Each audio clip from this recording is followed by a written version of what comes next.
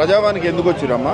ఇల్లు double bedroom గురించి వచ్చిన సారు, నా ఇల్లు రాలేదని వచ్చి అప్లై చేసి మళ్ళీ మొన్న వచ్చి ఇచ్చిపోయినా, మళ్ళీ వచ్చిన మళ్ళీ ఇప్పుడు అక్కడ కలెక్టర్ ఆఫీస్ కోమంటారు సార్ వాళ్ళు. ఏడుస్తున్నావు ఎందుకమ్మా? మరి ఎంతగానో తిరగాలి సార్, తిరిగిపోయి వద్దాము ఇది అయిపోతుంది.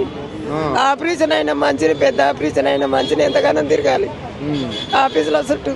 అదేదమ్మా నేను అనేది ఏంటంటే, ఇప్పుడు ఇక్కడికి ఎన్నిసార్లు వచ్చిర్రు? ఇక్కడ ఇప్పుడు 3 సార్లు వచ్చిన. 3 సార్లు వచ్చిర్రా? మన మంత్రి కానీ ఎమ్మెల్యే కానీ ఎవరైనా కలిసిర్రా? ఇప్పుడు ఏ మంత్రి లేడు, ఎవరు లేరయ్యా ఆ బస్తీకి. ఇప్పుడు ఎవరు లేరు.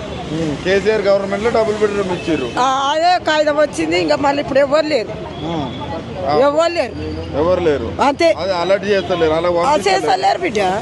చేసినప్పుడు నేను ఎందుకంట మరి ఎట్లా బతుకుతురమ్మా? మరి ఇల్లు లేదు ఎట్లా మరి మీకు? ఇక ఎట్లా బతకాలి, గట్టనే ఉండాలి, కిరాయిలకు చావాలి, చచ్చిపోతున్నాం. ఇంకేముంటుంది, కిరాయికి ఉండాలి, కష్టం చేసుకున్నా కానీ ఏదో. అంటే మీకు ఏంది కాంగ్రెస్ ప్రభుత్వం వచ్చిందే పేదల కోసం అన్నారు. ఇక బియ్యం ఇస్తుండు, బియ్యం అయితే తింటున్నా బిడ్డ. సన్న బియ్యం వస్తున్నాయి, బస్సు తిరిగిపోతున్నాం. 2 అయితే పోతున్నాయి. పోయినాయి చెప్పాలి, లేనివి ఎందుకు చెప్పాలి, ఉన్నాయి చెప్పాలి. ఇల్లు ఇయ్యలే ఇంకా బిడ్డ, ఏడిచ్చినా పోతాను. ముసలోడు కాలు చేతులు పడిపోయినాయి. దానికి బాధ, కష్టం చేస్తే నాకెందుకుంటుంది ఇవంతా బాధ. ఎవరు పెళ్లి చేసుకొని వాళ్ళు వెళ్ళిపోయారు కొడుకులు. నా కొడు పెడతాడు పువ్వా, ఆ బియ్యం వస్తే ఉడకబెట్టుకొని తింటున్నా. అంతే, పనులకు ఏం పోరు. ఇక చేతలు అవుతుందా, ముసలి కాలు చేయి పడిపోయారు. 2 నెలలు పింఛన్ వస్తుందా? పింఛన్ కూడా లేదు. అప్పుడు అప్లై చేసినా రాలే, ఇప్పుడు కూడా చేసినా రాలే. హ్యాండిక్యాప్ సర్టిఫికేట్ వచ్చినా కూడా ఇస్తలేరు. మరి ఎట్లా మాట పింఛన్ రావట్లేదు, ఇటు ఇల్లు లేదు, చేయలేనైనా మాకు ఏం చేయలేదు.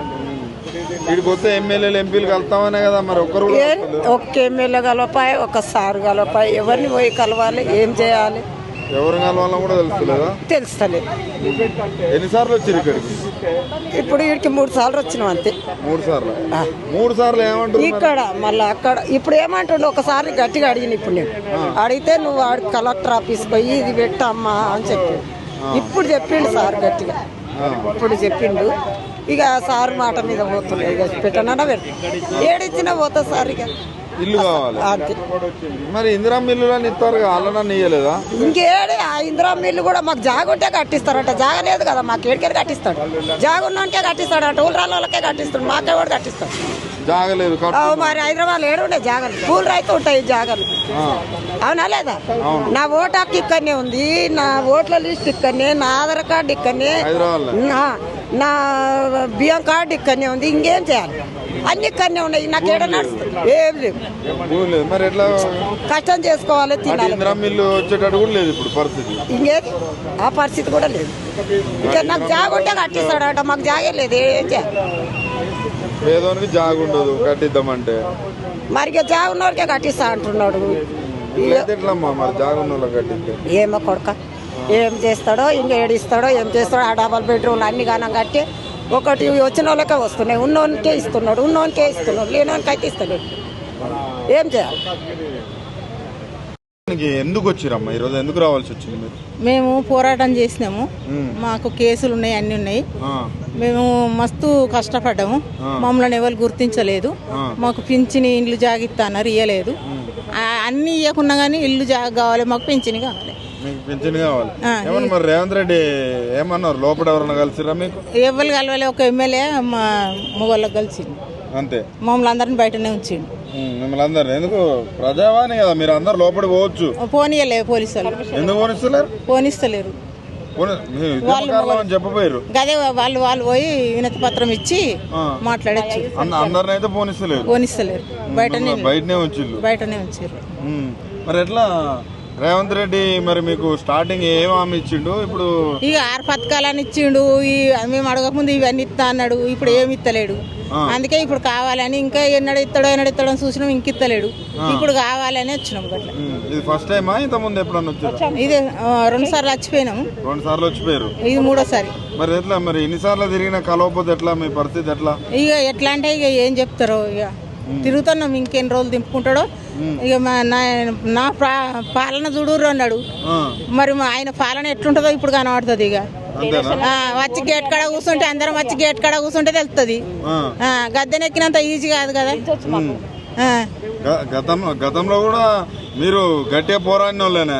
మరి పోరాడుతా ఉంటారు అయితే పక్క భయపడేది లేదంటారు. 18 ఏళ్ళ సీనియర్ ఇక్కడ.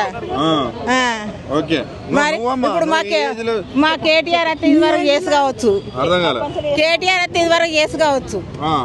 ఇప్పుడు ఆయన ఓట్ల రాక ఈయన ఇట్లా చేస్తాడు. ఈయన ఏ దూకం వచ్చి ఈయనే కూర్చుంటాడు. అంతేనా? ఎందుకు ఓడిపోయిండు అంటారు? మరి ఎందుకు ఓడిపోయిండు అంటే అందరి రాత ఒక్కటి ఉండదు. జనాలు ఎట్లున్నారు అనుకున్నావు? 4000 పింఛన్ అనే వరకు అందరు ఇటు గుద్దిర్రు. మరి ఇప్పుడు ఎట్లుంది పరిస్థితి? మీ ఉద్యమకారులు చెప్పారు ఎట్లుందో తెలంగాణ ఒక్కరు చెప్తే అది నడిచేది కాదు. అది ఎవరి దృష్టి వాళ్ళకు ఉంటది. కేసీఆర్ వస్తున్నది మాత్రం మీకు పనులు అయ్యేటి. నువ్వు చెప్పమ్మా, నువ్వు ఎక్కడి నుంచి వచ్చినావు? సిరిసిల్లనే. సిరిసిల్లేనా? పింఛన్ గురించి వచ్చిన నాకు చేతన అయితే లేదు. ఉద్యమకారులు కేసు అయిందా మీద? కేసు అయిందా? ఎందుకంటే మరి రేవంత్ రెడ్డి ఏమన్నాడు అంటే కేసు అయిన వాళ్ళకి ఉద్యమకారులు అన్నాడు. మరి కేసు అయ్యి జైలుకు పోయినావా? జైలుకు పోయినావా? పోయి వచ్చినావు. మరి అయినా కూడా నీకు ఇల్లు స్థలం గిట్ట ఇస్తలేడా? ఇల్లు ఉన్నది. పింఛన్ కోసం నేను కొట్లాడుతాను. ఉద్యమకారుల పింఛన్ కోసం కొట్లాడుతున్నావు. మరి ఎట్లా ఏమంటారు? లోపల ఓనియలేదు కదా. లోపల పోనిత్తలేరా? పోనిత్తలేదు. అయ్యో, మీ ఉద్యమకారుల లోపల పోతే బయటకే తోలి మళ్ళీ బయటకే తోలేరా? ఉద్యమకారులని చెప్పపోయినాను. చెప్పినా గానీ పోనీ అని తోలిండు. ఫోటోలు తీసుకున్నాడు, తోలిండు బయట. ఫోటోలు తీసుకొని తోలుతుర్రా? మరి ఇప్పుడు సీఎం గాని మంత్రులు గాని వీళ్ళందరూ కూడా మా ప్రజాపాలన కంచెలు బద్దలు కొట్టినాం, ప్రజలందరూ లోపల రానిస్తున్నా అంటారు. మీరేమో లోపల రానిస్తలేరు అంటారు. రానియలేదు, పోనీయలేదు. పోనీయలేదా? ఇంత ఇబ్బంది ఉంది. లోపల ఫోటో అయితే దిగి వచ్చినాం అంతే. ఏం లేదు. సారు వెళ్ళిపోయిండు, లేడు అని చెప్పింది. ఫోటోలు తీసుకున్నాం. ఎన్నోసారి వచ్చారు ఇప్పుడు? మూడోసారి. 3 సార్లు ఒక్కసారైనా కలిసిండు అమ్మ ముఖ్యమంత్రి మంత్రులు అన్న? ఎవ్వరు కలవలే. ఎవరు కలుతలేరు? మీ ఉద్యమకారులకు కలవకపోతే ఇంకెవరు కలుతారు? మరి మంచి వాళ్ళు స్వచ్ఛదాకా సోమలింగం అన్నాడు రేవంత్ రెడ్డి. స్వచ్చినాక సోమలింగం అన్నాడు. ఇంకేమున్నది? ఎట్లా ఉంది పరిపాలన? గట్లనే ఉన్నది. ఎట్లున్నది అంతే. చెప్పుడు 4000 పింఛన్ ఇస్తాం అని చెప్పిండు, ఎత్తేసిండు. అంతేనా? అంతే. ఓకే సార్, మేము 3 సార్లు ఇక్కడికి వచ్చినాము. మాకు సార్ కలవలేదు. మాకు ఫస్ట్ గెలిచేదాకా ఏం చెప్పిండంటే మేము ఒప్పుకున్నట్టుగా 200 గజాల జాగ ఇస్తాము, 30,000 ఇస్తాము పింఛని. మాకు ఇల్లు లేదు, జాగ లేదు, మేమందరం కిరాయికుంటున్నాం, మా పరిస్థితి బాగలేదు, మాకు చదువు లేదు, మా పరిస్థితి ఏంది అని అడిగితే మీకు ఇస్తామమ్మా అని అన్నాడు. మేము అందరం ఓట్లు వేసి గెలిపించుకున్నాము. ఆ గెలిపించినట్టుగానే మాకు మాట ఇచ్చినట్టుగా ఇప్పుడు మాట మీద నిలబడాలి. అంటే లోపలికి పోయిర్రు అంటున్నారు. అంటే లోపలికి పోయినప్పుడు మంత్రి గాని ఎమ్మెల్యే గాని కనీసం కార్పొరేటర్ కలిసిండు? మా సార్ మాకే కలిసిండు, ఈసారే కలిసిండు. వాళ్ళు లేరు, కొంచెం లేట్ అయింది, మీటింగ్ అయిపోయింది. మీరే కలిసిరు అంతే? వచ్చిన వాళ్ళమే కలుసుకున్నాం. మేము ఏం చేసిరమ్మా? ఫోటో దిగొచ్చినాం. ఫోటో దిగి వచ్చిర్రు అంతే? ఏం లేదా లోపల? ఏం లేదు. మరి ఎట్లా? ముఖ్యమంత్రి ఏమో మీకోసం పెట్టినాము ప్రజామని అంటాడు. మరి ఒక ఎమ్మెల్యేనా కలవాలి కదా? మీరు కలవాలి. ఇప్పుడు కలవాలి. 3 సార్లు వచ్చినాము, 3 సార్లు కలవలేడు. ఇప్పుడు నెక్స్ట్ టైం ఏమున్నాయి? ఎలక్షన్లు ఉంటాయి కదా, అప్పుడు మేము చేసేది మేము చేస్తాం. మళ్ళా రోడ్డు మీదనే పొయ్యిలు పెడతాం, వంటలు చేస్తాం, కూర్చుంటాం. ఇప్పుడు కేసు అయిందంటే ఇప్పుడు ఇంతమంది ఉన్నాం మనం. కేసు ఇంట్లో ఎందరికి అవుతుంది? 4గురికి అవుతుంది. నీకు నాకే అవుతుంది. అందరికి కావాలంటే కాదు కేసు. 4గురికే ఇస్తావా నువ్వు? జాగా పింఛని కేసు డీటెయిల్స్ పెట్టాలి. ఏ పోలీస్ స్టేషన్ లో అయిందో పెట్టాలి, ఏ పర్పస్ లో అయిందో కూడా పెట్టాలి. సార్ ఒకటి, ఇప్పుడు చిన్న పిల్లలు ఉన్నారు, ధర్నా చేసినప్పుడు చిన్న పిల్లలు ఉన్నారు. ఆ పిల్లలు ఏడుతుర్రు అంటే ఇంటికి పోయి ఒక తల్లి పాలిచ్చేది అందుకే అయింది. అక్కడ పోలీసు వాళ్ళు వచ్చినప్పుడు ఆమె లేదు, ఆమె బంద్ అనేగా ఉండదా? కాదా? ఇక అదే అందుకొరకే మేము అట్లా ఫామ్లు పెట్టిరు కదా, ఫామ్లలో కూడా కేసు డీటెయిల్ గానీ అదే విధంగా అన్ని కావాలని అన్నారు కదా. ఇప్పుడు అప్లై చేసిరా? కనీసం చేసినాం. చేసిరా? మరి ఆ ఫామ్ ఎడి పాము ఏ రూమ్ లో ఉందో ఏమో. అంతేనా? అది కూడా రూమ్ అవిటికి ఒక రూమ్ ఉంటది కదా. ఇప్పుడు కొంచెం జారుకున్న కావనా ఎలక్షన్ దగ్గరకు వచ్చిన కావనా ముందుకు వస్తాయి. ఎలక్షన్ జారిపోతాయి చూడు, అవి పక్కకు పోతాయి. అవుపడాయి. మనుషులు సుతంగా కనబడరు. ఎలక్షన్లు వచ్చినప్పుడే మేము కనబడతాం. వాళ్ళకు ఎలక్షన్లు అయిపోయినాక మేము కనిపించాం. మేము ఇండ్లు లేక సంవత్సరం ఇల్లు కిరాయిలు పెంచితే మా కళ్ళకు రక్తం వస్తుంది. మేము బీడీలు చేసుకుంటా కట్టాలంటే సాధన అయితే లేదు. బీడీలు చేస్తే ఎన్ని వస్తాయి? 4,000 3,000 వస్తాయి. పింఛని 4,000 ఇస్తా అన్నాడు. మాకు వచ్చేటి 2,000. ఆ 2,000 పొట్టు ఎట్లా కడుతుంది? కిరాయి ఎట్లా కడుతుంది? కరెంట్ బిల్ ఎట్లా కడుతుంది? కరెంట్ బిల్లు ఫ్రీ అని పెట్టిర్రు. ఒక్కదానికి పెడతారు. ఇప్పుడు ఏ ఇంటికైనా కానీ ఈ సంవత్సరం ఇంట్లో కిరాయి పెంచిర్రు, ఇంకో ఇంటికి పోదామని పోతామా? అట్లా కరెంట్ బిల్లు కట్టుడే మేము. ఇక ఇట్లా కష్టపడుకుంటా వస్తున్నాం. మేము అప్పులు చేస్తున్నాం. మేము ఇంత కిరాయికుండి అప్పులు చేసుకుంటా, పిల్లల పెళ్లిళ్ళు చేసుకుంటా. మహిళల ప్రభుత్వం అంటారు.